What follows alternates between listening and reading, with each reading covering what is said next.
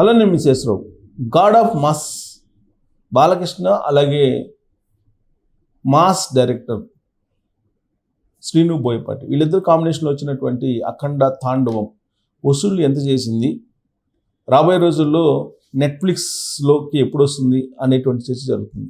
అదేవిధంగా సంక్రాంతికి మన శంకర వరప్రసాద్ గారు సినిమా వస్తుంది. ఇంకా నారి నారి నడుమ మురారి, విజయన్ నటించినటువంటి జననాయకన్, ఈ సినిమాలు వస్తున్నాయి సంక్రాంతికి. దాదాపు 4-5 సినిమాలు వస్తాయి. దాంట్లో డైరెక్ట్ ఫిల్మ్గా వస్తుంది వెంకటేష్ అలాగే చిరంజీవి గారు నటించినటువంటి మన శంకర వరప్రసాద్ గారు అనేటువంటి సినిమా విడుదలవుతుంది సంక్రాంతికి. 11వ తారీఖు ప్రీమియర్ షోస్ రాబోతున్నాయి, 12వ తారీఖు రిలీజ్. అయితే అఖండ తాండవం థియేట్రికల్ లాస్ట్ ట్రయల్ రన్ జరుగుతుంది. అంటే చివరి దశలో ఉంది. ఇప్పటి వరకు ఈ సినిమా చేసినటువంటి కలెక్షన్స్ ఎన్ని అనేటువంటి చర్చ జరుగుతుంది. వాస్తవంగా ఆ సినిమాకు వచ్చినటువంటి టాక్ కంటే కూడా కలెక్షన్స్ బాగా ఉన్నాయి. దానికి కారణం ఏంటి అని అంటే, కొన్ని సినిమాలు ఆ సినిమా తర్వాత విడుదలైనవి డిజాస్టర్ కావటం, కాకపోతే దురంధర్ అనేటువంటి సినిమా హిట్ కావడంతో కొంత కలెక్షన్స్ అఖండవి మందగించాయి. కాకపోతే థియేట్రికల్ రన్ అయితే మాత్రం ఊహించినటువంటి విధంగా కొనసాగుతూ ఉంది. 9వ తారీఖున రాజాసాబ్ విడుదలవుతుంది. ప్రభాస్ మారుతి డైరెక్షన్లో ప్రభాస్ హీరోగా ఈ రాజాసాబ్ సినిమా వస్తుంది. 8వ తారీఖు దానికి సంబంధించినటువంటి ప్రీమియర్ షోస్ కూడా విడుదల కాబోతున్నాయి. అంటే 8వ తారీఖు నుంచి వరుసగా సంక్రాంతికి సంబంధించిన బరిలో ఉన్నటువంటి సినిమాలు విడుదల అవుతున్నాయి. కాబట్టి ఇక అఖండ తాండవం కలెక్షన్స్ పూర్తిగా తగ్గిపోయే అవకాశం ఉంది. అయితే సంక్రాంతికి విడుదలయ్యేటువంటి సినిమాలకి పోటీగా 9వ తారీఖున నెట్ఫ్లిక్స్లో అఖండ తాండవాన్ని విడుదల చేస్తున్నారు, అందుబాటులో ఉంచిపోతున్నారు. అంటే నెట్టింట్లోకి వచ్చేస్తుంది అఖండ తాండవం. దీని ప్రభావం సంక్రాంతికి విడుదలయ్యేటువంటి రాజాసాబ్, మన శంకర వరప్రసాద్ గారి సినిమా మీద ఎంతో కొంత ప్రభావం ఉంటుందని చెప్పి బాలయ్య అభిమానులు భావిస్తున్నారు. అంటే నెట్ఫ్లిక్స్లోకి వచ్చిందని అంటే ఇంట్లోనే హోమ్ థియేటర్లోనే ఈ సినిమాని చూడొచ్చు, అఖండ తాండవం సినిమాని.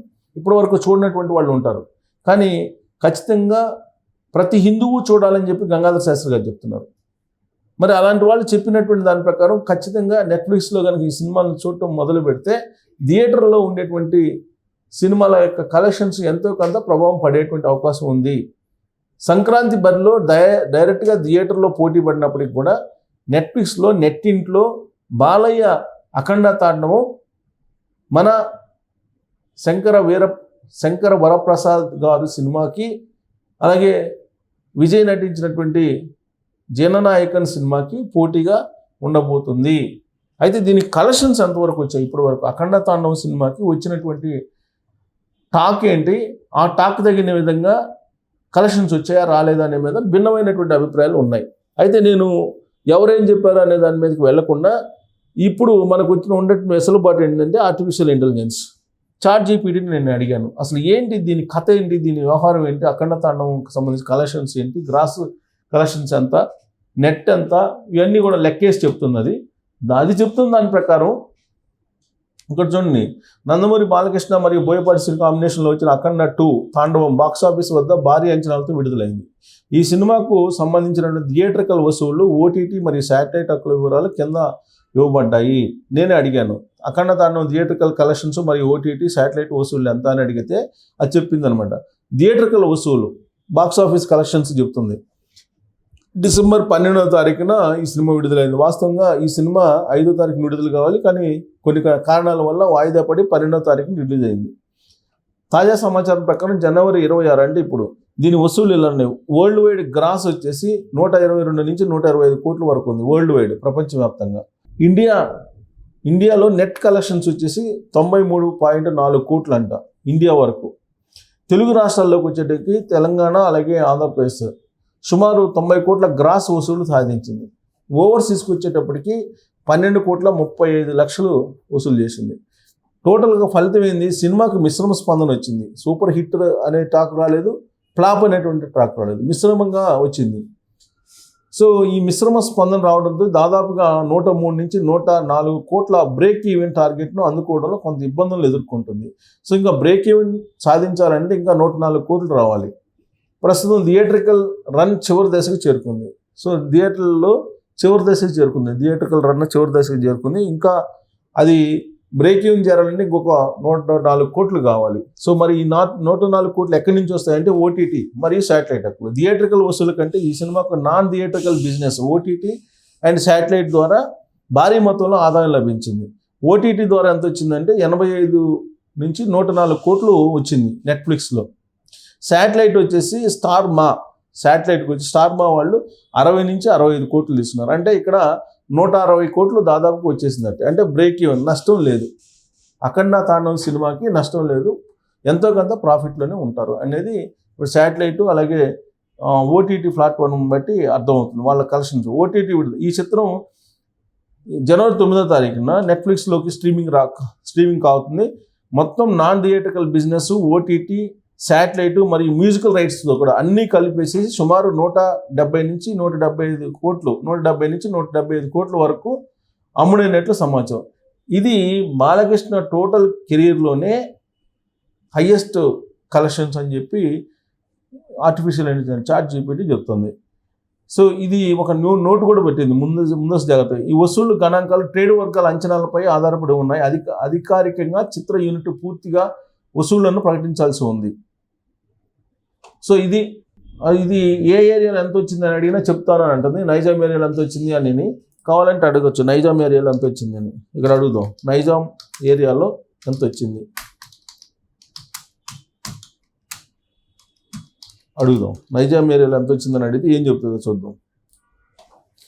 యాక్చువల్గా నైజాం సీడెడ్ ఆంధ్ర నైజాం సీడెడ్ ఇది మామూలుగా సినిమా కలెక్షన్స్ బట్టి. సో ఇక్కడ సినిమా నైజాం ఏరియాకి వచ్చేసి భారీ ఓపెనింగ్ సాధించినప్పటికీ ఫుల్ రన్లో యావరేజ్ వసూళ్లను నమోదు చేసింది. నైజాం ఏరియాకు సంబంధించి తాజా సమాచారం ఏంటంటే నైజాం ఏరియాలో తొలి రోజు 7 కోట్లు షేర్ వచ్చిందంట. మొదటి వారం వచ్చేసి 13.72 కోట్లు షేర్ వచ్చిందంట.